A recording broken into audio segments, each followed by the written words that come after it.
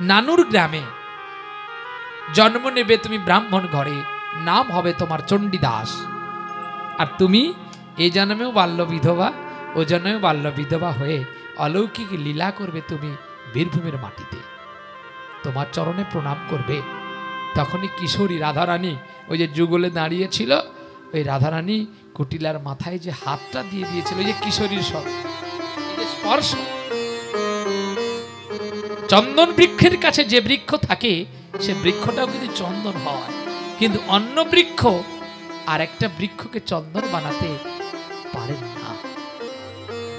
এই জন্য সাধু আর বৈষ্ণব দুটো তফাৎ।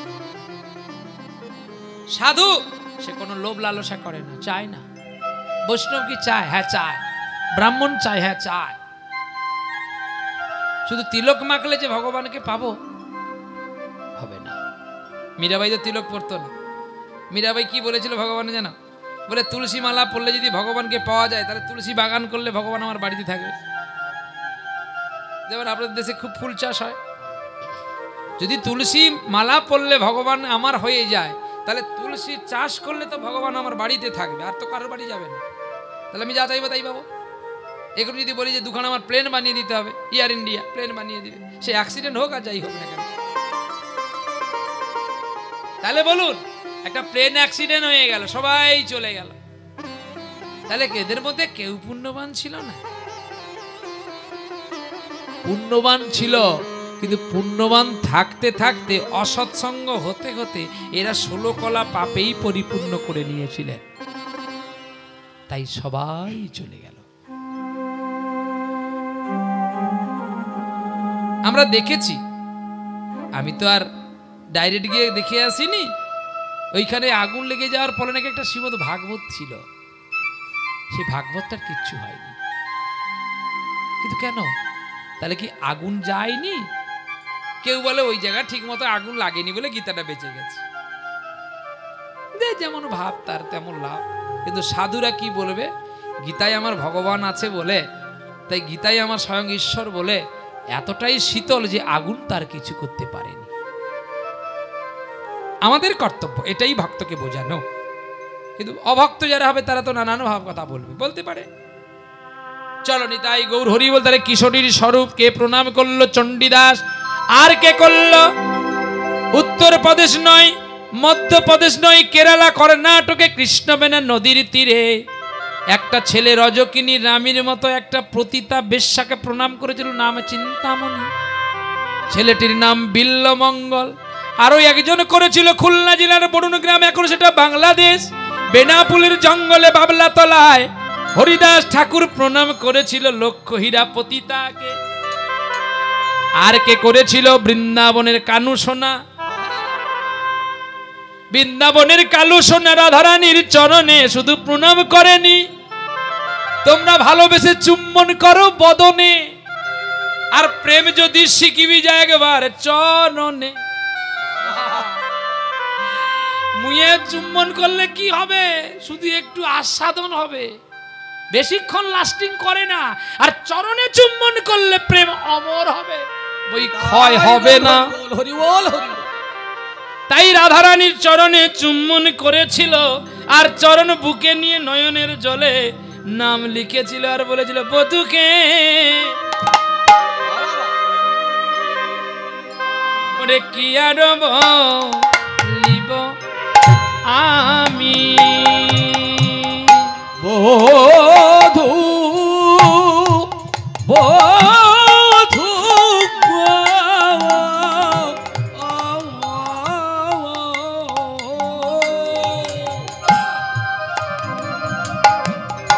কি যার বলিব আমি কি যার বলিব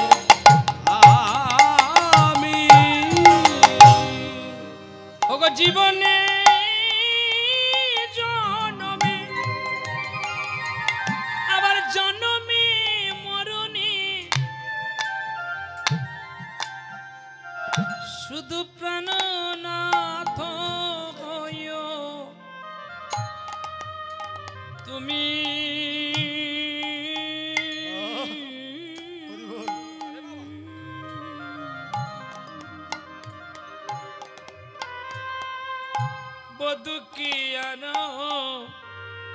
বলিব আমি তোমার দুটি চরণ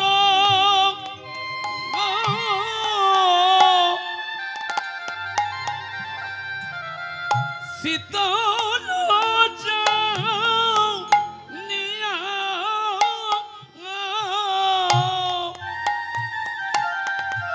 আমি শরণ লজেছি আমি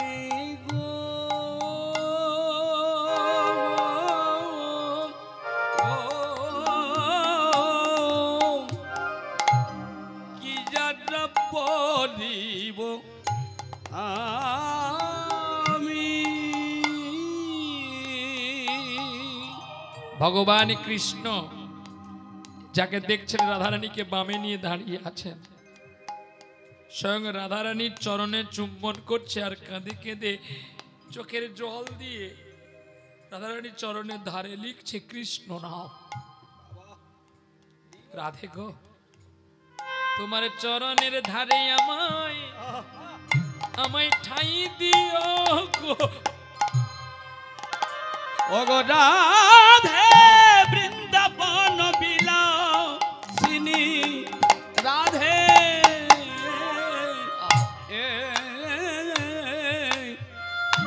তোমার চরণের ধারে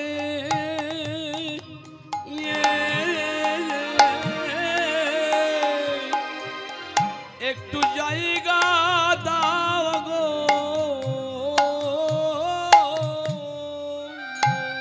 তাহলে ভগবান কৃষ্ণ যদি রাধারানীর চরণ ধরে কাঁদে, কেননা ধারে রইলাম, আর ধারে রইতে হয়, মাঝখানে থাকবেন না, মরে যাবেন।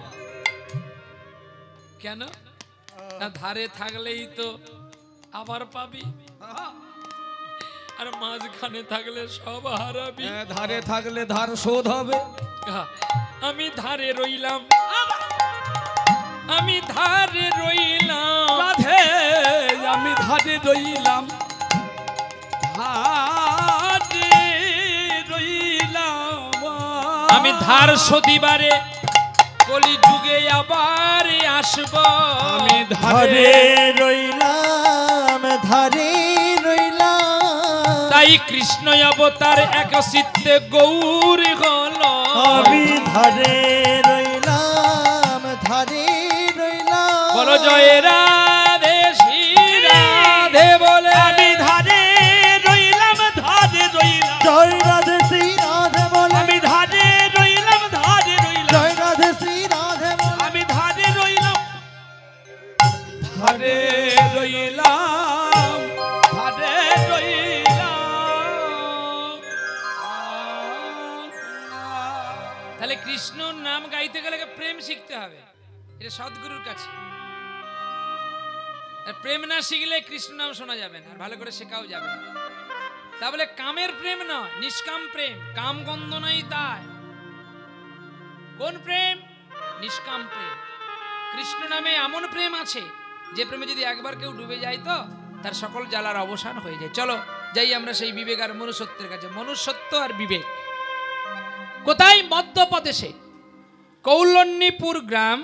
সেই গ্রামের ওপার প্রান্তে একটা মানুষ ছিল, নাম ছিল তার বিবেক। বিবেকের অনেক টাকা পয়সা আছে, আর মনুষ্যত্ব। বিবেক আর মনুষ্যত্ব দুটি বন্ধু, কিন্তু তখন বন্ধুত্ব হয়নি। এখন মনুষ্যত্ব আর বিবেক। এখন বিবেক এখন কি করেছে না, গরিব বাড়ির ছেলে বলে, বিবেক বাবা মা হারিয়ে গেছে বলে কার মুখে শুনেছে বৃন্দাবনে নাকি গোবিন্দের অনেক ঘর বাড়ি আছে, তা বৃন্দাবনে গেলে নাকি আর কোনো দুঃখ থাকবে না। তখন বিবেক কিছু না বলে, কাউকে না বলে, অন্ধকারে হরিনাম গাইতে গাইতে বিবেকে চলছে বৃন্দাবনে। আর মধুবনের ভমরা যেমন গুনগুন করে গান করতে করতে চলে যায়, বিবেক এমনি হরিনাম গাইতে গাইতে পথে চলছে। আর মনুষ্যত্বের বাড়িতে অশান্তি, টাকা পয়সা, বিষয় আশয় নিয়ে যেই গন্ডগোলে লেগেছে, মনুষ্যত্ব বলছে আমিও আর ঘরে থাকবো না, এই বলে মনুষ্যত্ব পালিয়ে যাচ্ছে, কিন্তু কোথায় যাবে তার ঠিকানা নাই। কিন্তু বিবেকে চলছে গো গোবিন্দের গান গাইতে গাইতে, ও পারের ওই ঠিকানা, ও পারের ওই ঠিকানা। দয়াল ঠাকুর বলে দাও মোরে, ও পারের ওই ঠিকানা, ও গো দয়াল, ও পারের ওই ঠিকানা। সেই পথ ধরে চলে যাব আমি, থাকিবে না গো জান্নাত, ও পারের ওই ঠিকানা, ও পারের ওই ঠিকানা।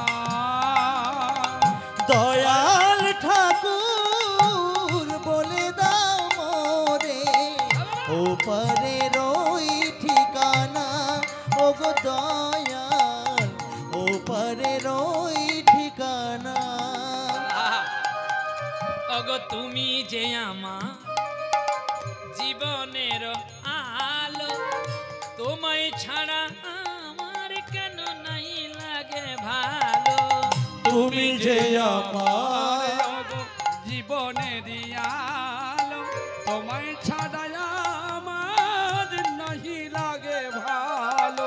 তুমি যে আমার জীবনের আলো, তোমায় ছাড়া আমার কেন নাই লাগে ভালো। একবার নিয়ে চলো ওই না পথে, নিয়ে চলো মোরে ওই না পথে, আমায় নিয়ে চলো মোরে ওই না পথে, নিয়ে চলো মোরে ওই না পথে, ওরে থাকিবে না গো অজানা,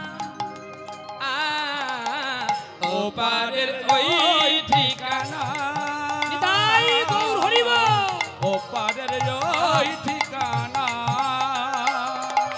দয়াল ঠাকুর বলে দাও মোরে, ও পারের ওই ঠিকানা, ও গো দয়াল, ও পারের ওই ঠিকানা, ও পারের ওই ঠিকানা, ও গো দয়াল, ও পারের ওই ঠিকানা। পথে চলে যায় যায়, ধীরে ধীরে পথে চলে যায়। আমার ধীরে ধীরে পথে চলে যায় যায় গো, ধীরে ধীরে পথে চলে যায়। রজনী কালেতে একই বৃক্ষ তলাতে, বিবেক বসে বসে গুণ গায়। ধীরে ধীরে চলে যায় যায় গো, ধীরে ধীরে চলে যায়। ধীরে ধীরে চলে যায় যায় গো, ধীরে ধীরে চলে যায়। সেই পথ দিয়ে বিবেক তো গেছে, মনুষ্যত্ব চলে যাচ্ছে। অন্ধকার ভয় লাগছে, কি করি বাবা। এখন গান শুনতে পেয়ে বিবেককে তো জানে না কে। মনুষ্যত্ব বলছে এত রাতে কে ওখানে? বিবেক বলে আমি বিবেক। তুমি এত রাত্রে কি করছো ওখানে? বলে আমি বৃন্দাবন যাবো বলে বেরিয়েছি। তুমি এই বয়সে বৃন্দাবন যাবে কেন? কারণ আমার তো কেউ নেই। তারপর মনুষ্যত্ব বিবেককে জড়িয়ে ধরে বলছে আমিও তোমার সঙ্গে যাব, ও ভাই আমিও তোমার সঙ্গে যাব।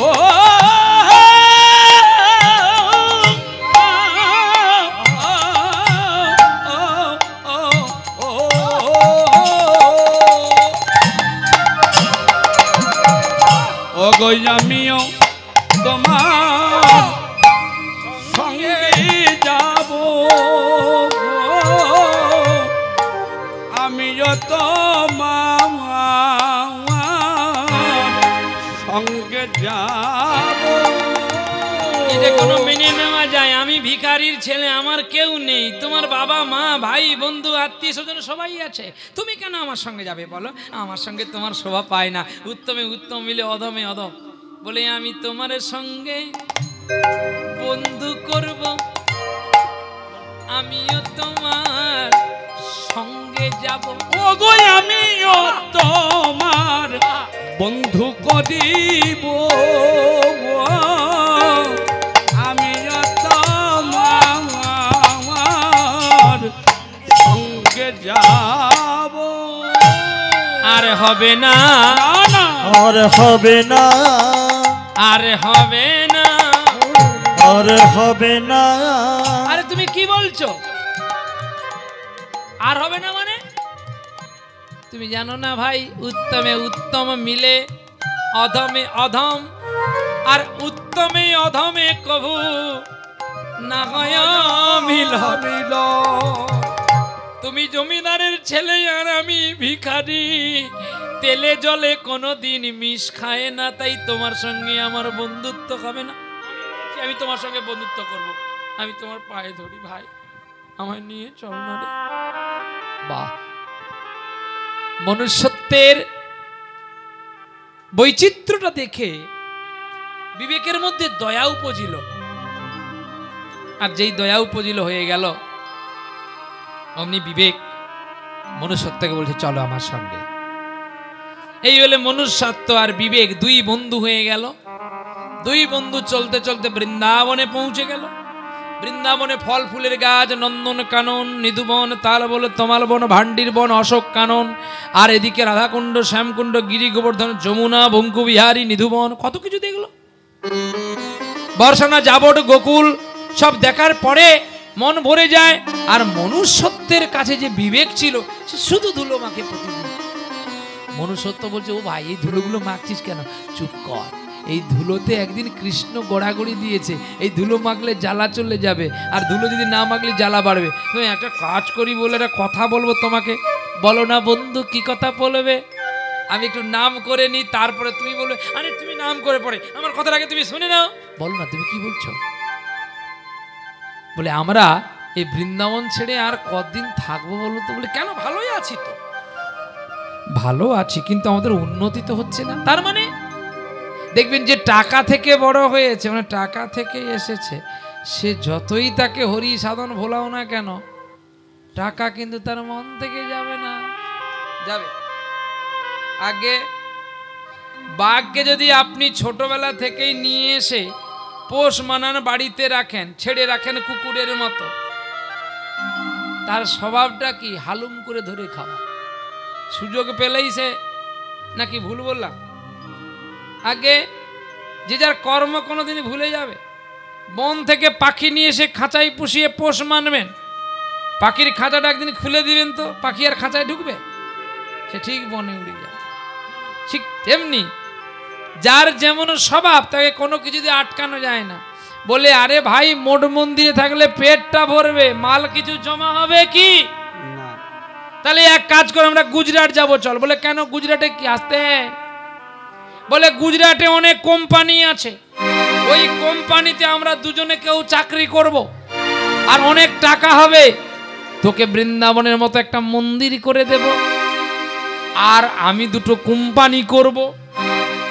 তোর মন্দিরে সকলে প্রসাদ পেতে আসবে, সকলে দান ধ্যান করবে, ওটা তোর কোম্পানি, আর আমি একটা কোম্পানি করব। আজ দুজনার দুটি পথ গো, দুটি দিকে গেছে বেঁকে। আজ দুজনের পথটা যেন বেঁকে গেল, কিন্তু না, একই পথে থাকবো আমরা। একই পথে থেকে বিচরণটা আলাদা করব। বিবেক মনুষ্যত্বের কথা রাখলেন। এই বলে বৃন্দাবনে প্রণাম করে চলতে শুরু করলেন গুজরাটের পথ। বৃন্দাবন থেকে গুজরাট অনেক কিলোমিটার রাস্তা, প্রায় 1700 কিলোমিটার। গুজরাট থেকে দ্বারকাদেশ, গুজরাট শেষ বর্ডার। বৃন্দাবন থেকে 1744 কিলোমিটার রাস্তা আছে, বৃন্দাবন থেকে দ্বারকাদেশ গুজরাট। তাহলে যাওয়ার আগে অনেক কলকারখানা পড়েছে। তো একটা কারখানাতে গিয়ে দেখতে পেলেন ফাঁকে মাঠে একটা বড় কারখানা। মনুষ্যত্ব বলছে ভাই তুই দাঁড়া আমি আসি, এই বলে ছুটে গেল।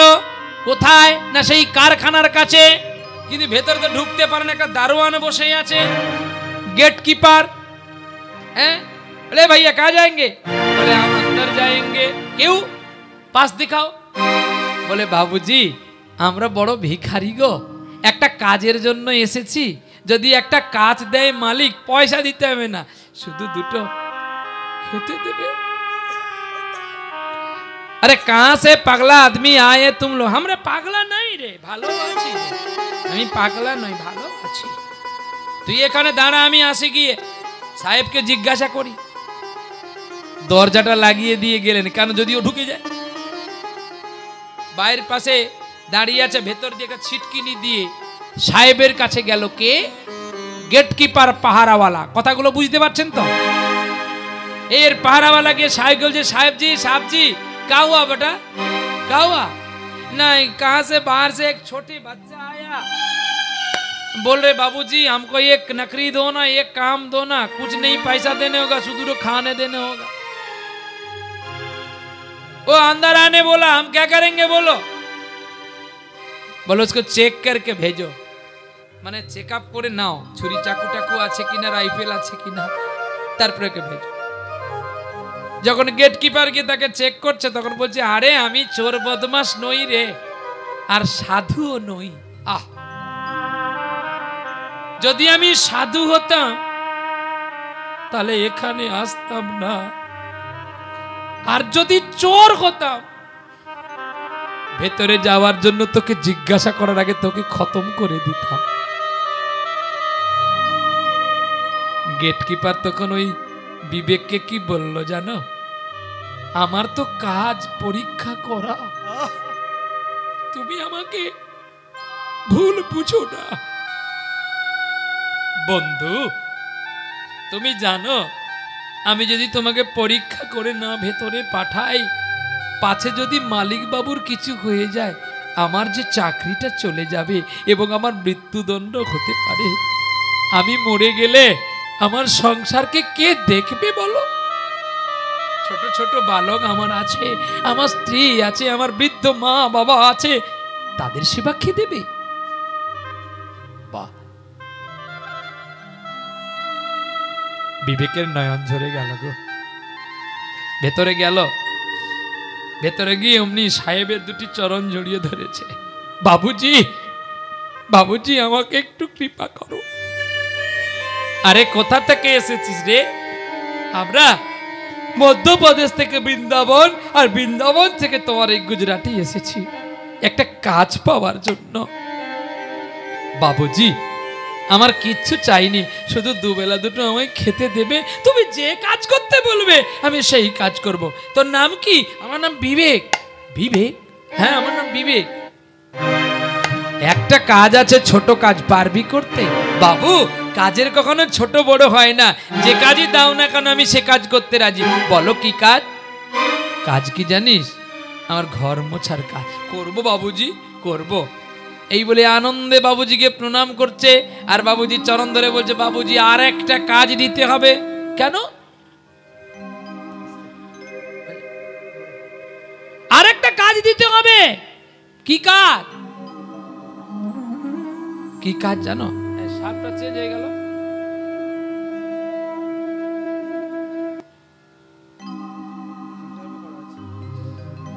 এগুলো প্যান্টা পে লোড আছে না?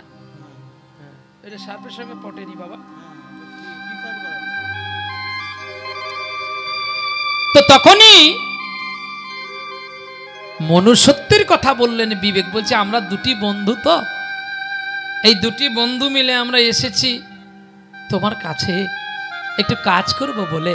ওর অনেক পড়াশোনা আছে, আমি তো মূর্খ মানুষ, বলে ডেকে নিয়ে আসো।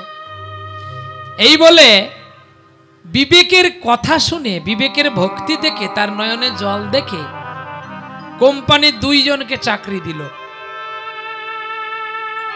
মনুষ্যত্বকে দিল ম্যানেজারের কাজ, বিবেককে দিল কেয়ারটেকারের কাজ।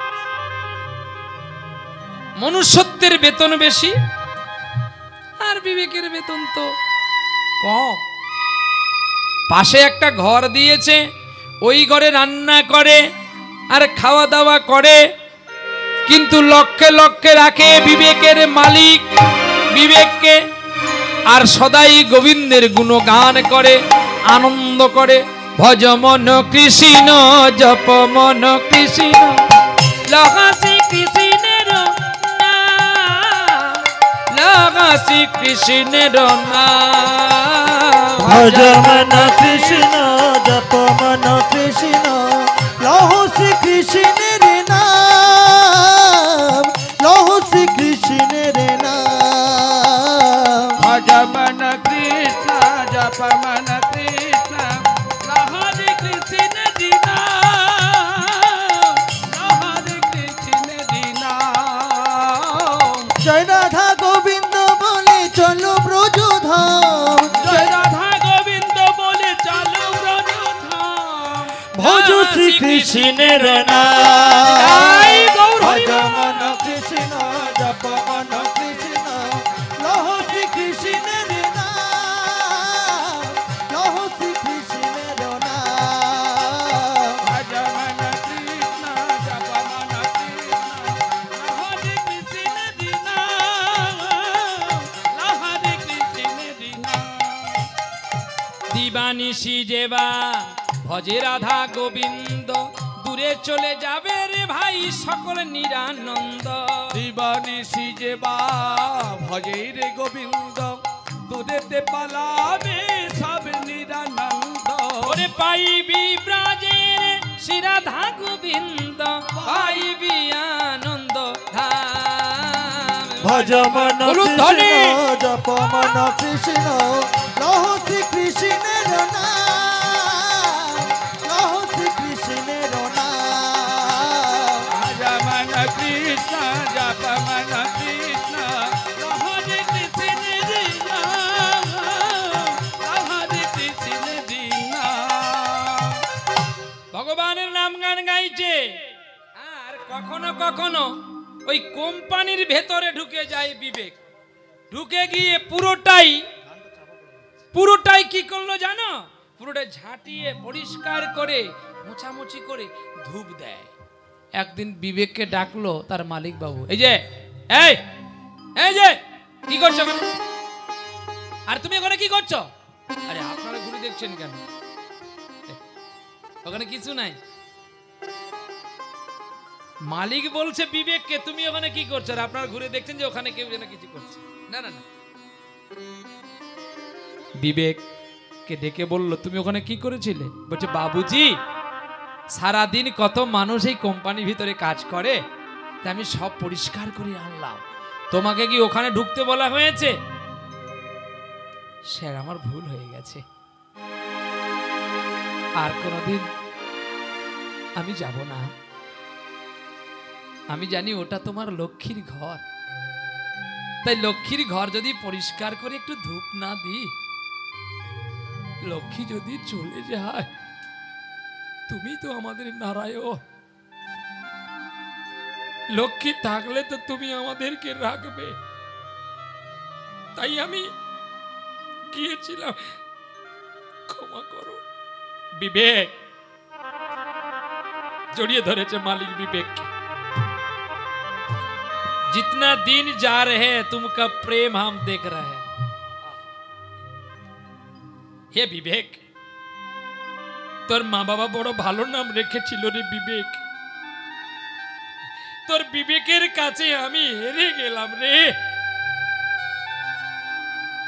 যে কোম্পানির ছেলে কোম্পানিকে বাঁচাবার চেষ্টা করে,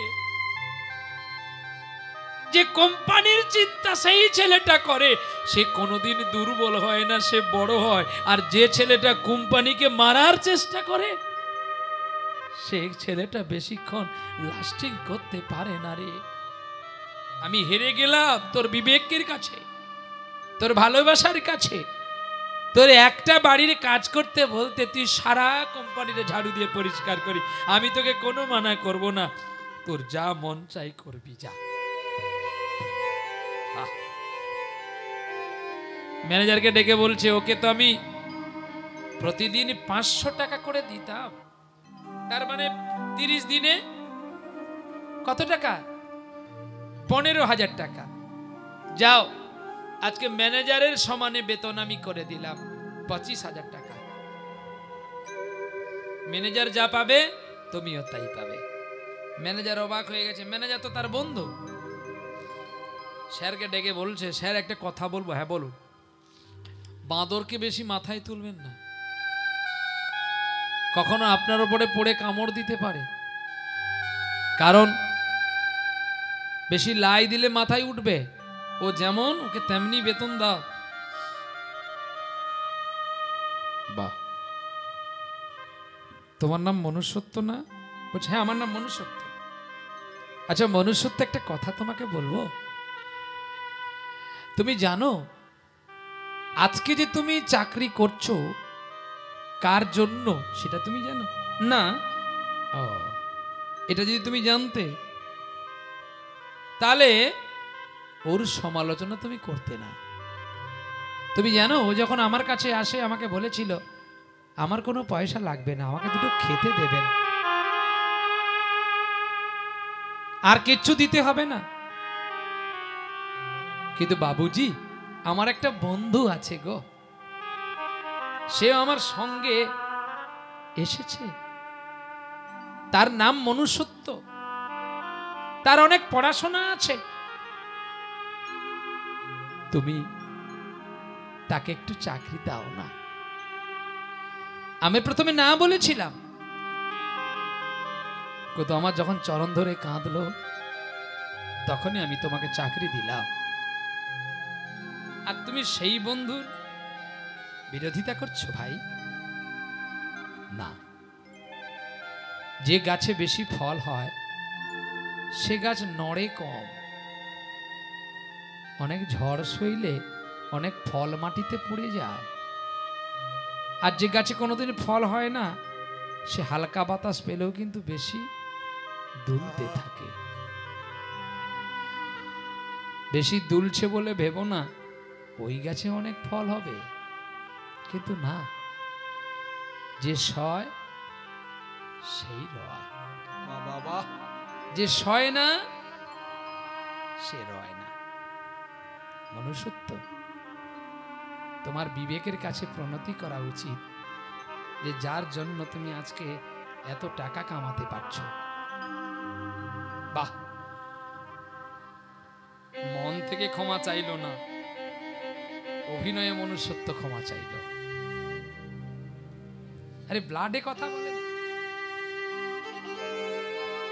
জমিদারের রক্ত তো জমিদারের মতো চলে না। যেমন আমার মধ্যে জমিদারের রক্ত আছে বলে পাট করে রেগে যাই, আবার নিজে ভাবি আমার তো রাগ হওয়া উচিত নয়, আমি তো সেকুলের মানুষ নয়, তাহলে আমি রাখবো কার উপরে?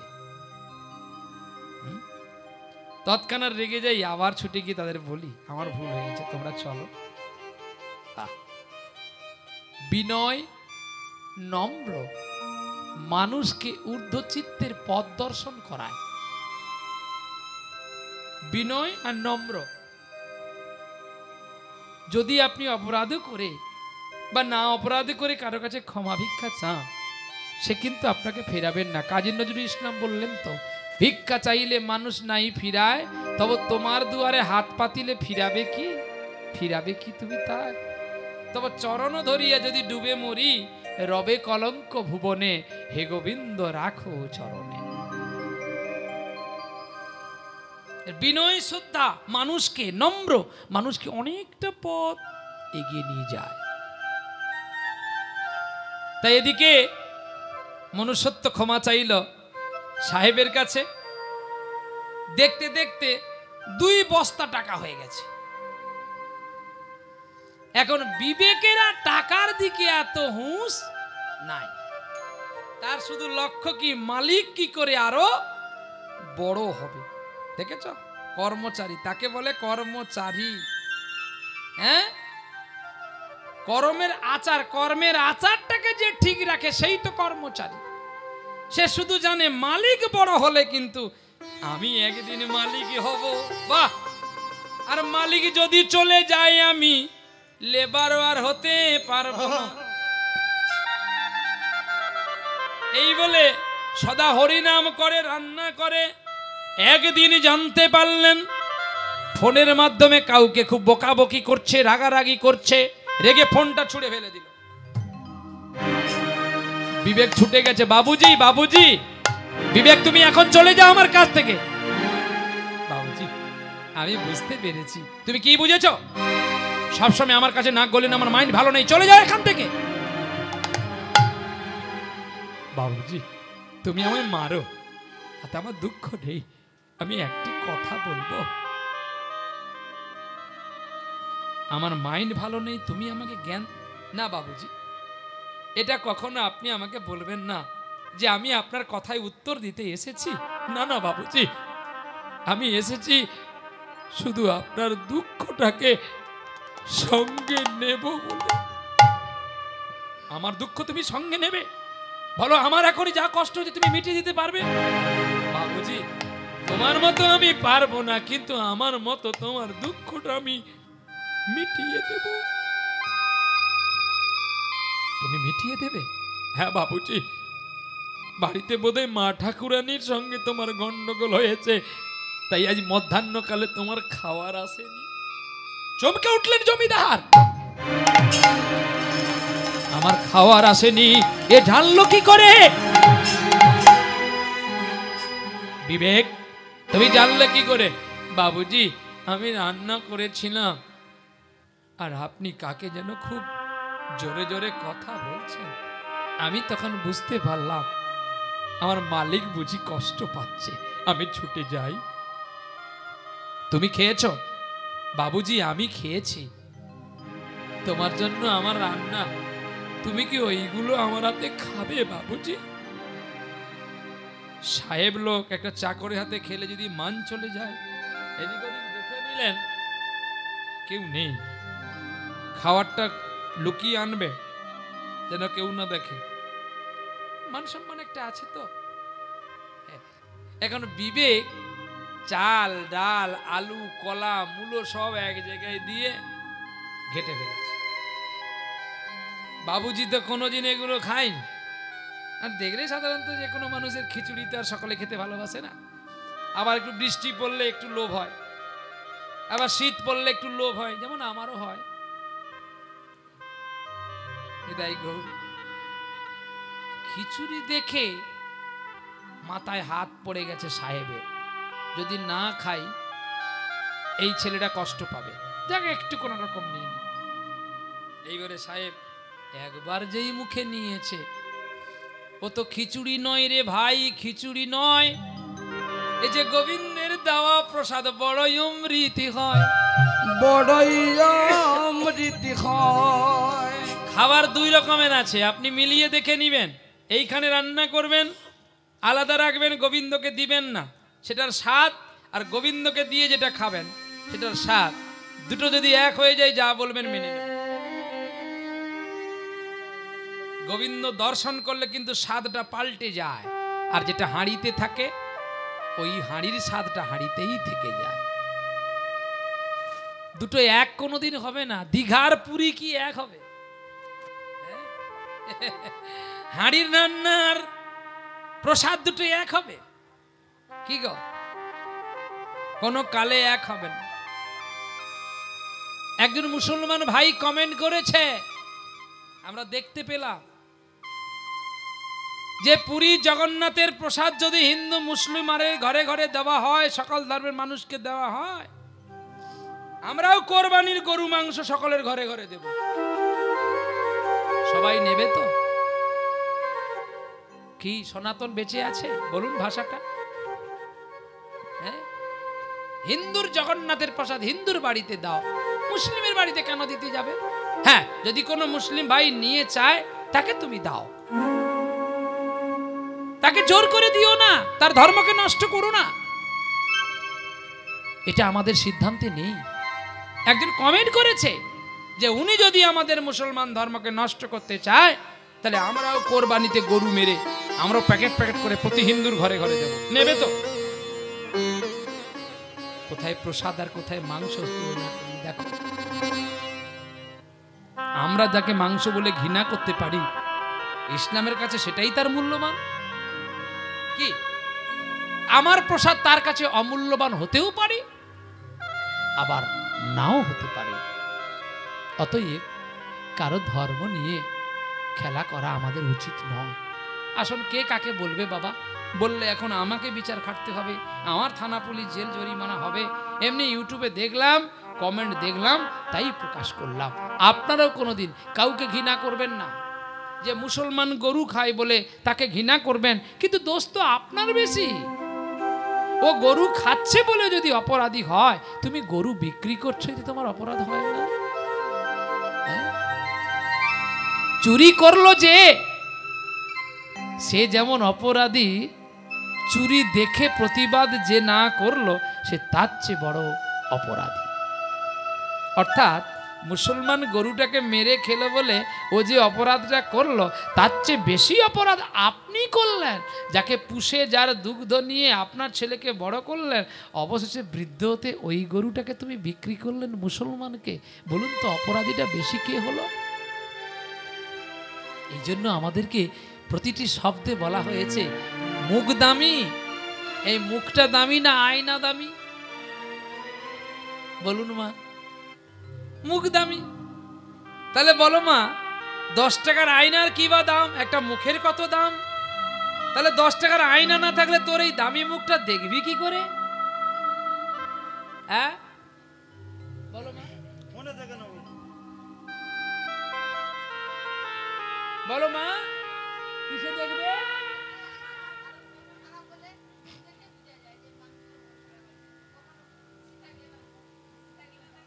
ও, তোমারও একটা ধারণা ঠিক, কিন্তু আমি যে ধারণায় বলেছি সে ধারণায় তুমি আসতে পারোনি।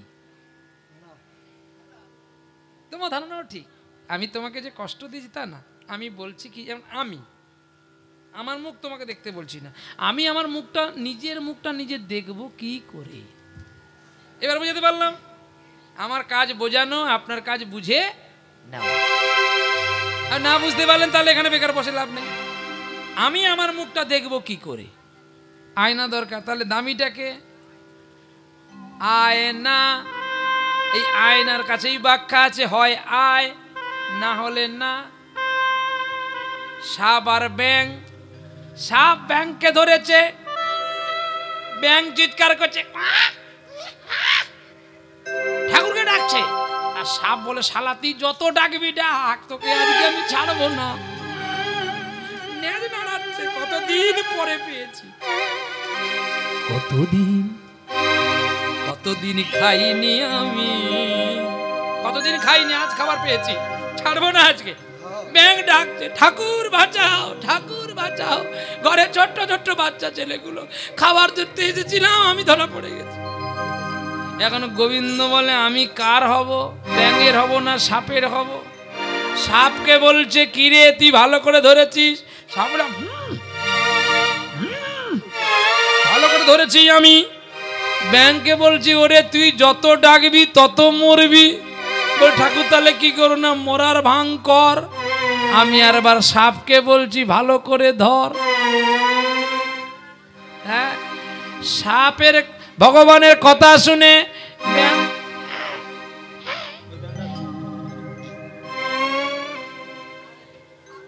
ব্যাং কি করেছে, মরার মতো ভাঙ করেছে। আর সাপকে বলছে কি রে ভালো করে ধরেছি? সাপ তখন বলছে ঠাকুর যা কামড় দিয়েছি মাল ভোগে গেছে। সাপ ব্যাংকে ছেড়ে সাপ ভগবানের সঙ্গে কথা বলছে। ব্যাংক তো মরার মতো পড়ে আছে। ব্যাংকে বলছে কি রে তুই এখনো পালাসনি, পড়ে আছিস কেন? ঠাকুর তুমি কি আমাকে যেতে বলছো? তুমি তো আমাকে যেতে বলনি। সাপকে বলে তুই ভালো করে ধর, বলে আর ধরার দরকার নেই, মাল মরে গেছে। আর ব্যাং ওই সুযোগে লাফ দিয়েছে। সাপ তখন বলছে ঠাকুর তুমি এ কি করলে? ভগবান বলছে আমি কি তোকে ছাড়তে বলেছি? আমি তোকে বলছি ভালো করে ধর। আর ব্যাংকে বলেছি দি ভালো করে মর,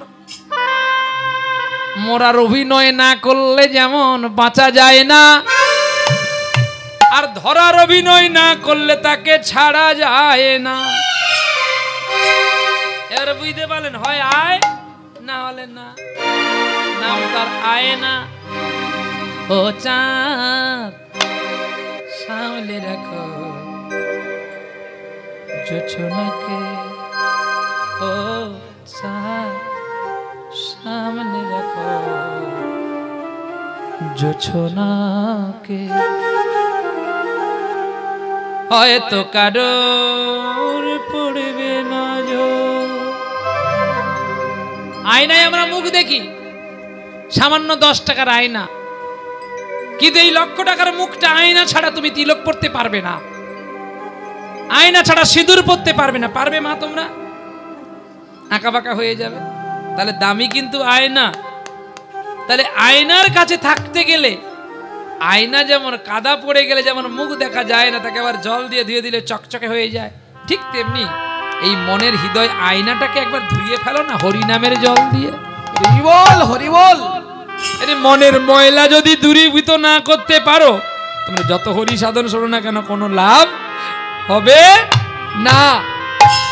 তাহলে বিবেক আর মনুষ্যত্ব, মনুষ্যত্ব শুধু টাকার চিন্তা করে, আর বিবেক শুধু কি করে মালিক বড় হবে ভগবানের কাছে প্রার্থনা করে, আর গুনগুন করে গান করে গো সুরে ও বাণী মালা দিয়ে কেন আমারে ছুঁইয়া ছিলে, আমারে ছুঁইয়া ছিলে। সুরে বাণী মালা দিজে কেন আমার